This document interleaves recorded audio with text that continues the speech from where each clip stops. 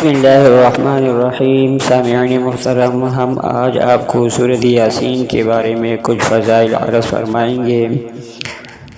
حضور نبی کریم صلی اللہ علیہ وسلم کی حدیث ہے، من قرأ یاسین فی صدر النہار قضیت حوائجہ، جو شخص سورۃ یاسین کو شروع دن میں پڑھے، اس کی تمام دن کے جو حوائج ہے وہ اللہ تعالیٰ پوری فرمائیں گے۔ ویسے احادیث میں سورۃ یاسین کے بارے میں مختلف فضائل آئے ہوئے ہیں۔ ایک حدیث میں آیا ہے کہ ہر چیز کا ایک دل ہوا کرتا ہے، قرآن شریف کا دل جو ہے وہ سورۃ یاسین ہے، اور جو شخص سورۃ یاسین کو پڑھتا ہے اللہ تعالیٰ اس کے لیے 10 قرآنوں کا ثواب لکھتا ہے۔ اسی طرح ایک روایت میں ہے کہ حق تعالیٰ شانہ نے سورۃ طٰہٰ، یعنی 16 پارے میں جو سورت ہے سورۃ طٰہٰ اور سورۃ یاسین کو آسمان اور زمین کے پیدا کرنے سے 1000 سال پہلے جو نے اس کو پڑھا تھا۔ کس نے پڑھا؟ اللہ تعالیٰ نے اس کو پڑھا۔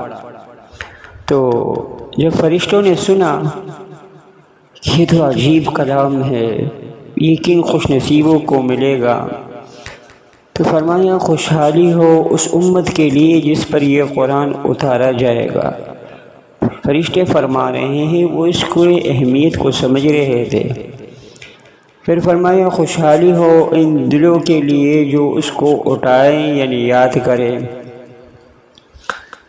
پھر فرمایا خوشحالی ہو ان زبانوں کے لیے جو اس کی تلاوت کرے۔ تو سامعین محترم، اس سے آپ اندازہ لگائیں کہ سورۃ یاسین کی کیا اہمیت ہے کہ فرشتے جو ہے نا اس کے اتنی خوشحالی اور اتنی جو اس کے بارے میں ایک خوشخبری لوگوں کو دیتے ہیں۔ اسی طرح ایک حدیث میں ہے کہ جو شخص سورۃ یاسین کو صرف اللہ کی رضا کے واسطے پڑھے، اس کے اللہ تعالیٰ سب گناہ معاف فرمائیں گے۔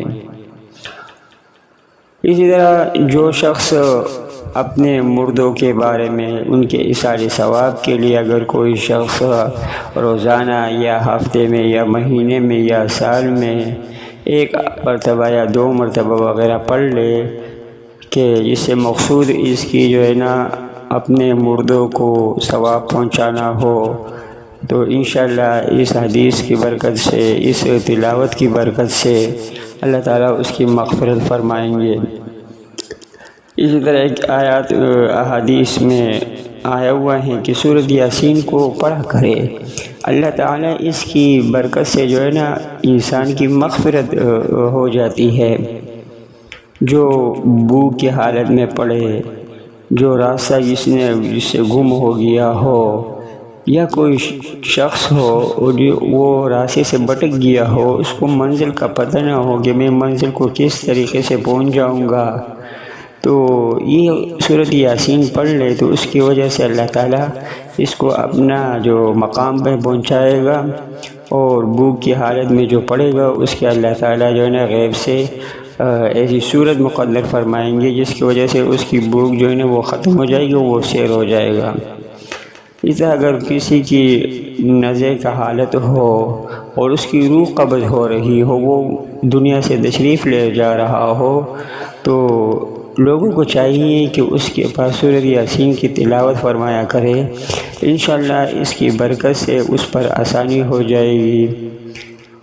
اور اسی طرح اگر کسی عورت وغیرہ کا بچے کا ڈلیوری کا کیس ہو رہا ہو تو اس کے لیے بھی سورۃ یاسین پڑھ لے تو انشاءاللہ اس کی جو بچے کے پیدائش ہونے کی جو وقت ہے وہ انشاءاللہ اس پر آسانی ہو جائے گی، اور بچہ اللہ تعالیٰ آسانی سے پیدا فرمائیں گے۔ اللہ تعالیٰ ہم سب کو اس پر عمل کرنے کی توفیق عطا فرمائے۔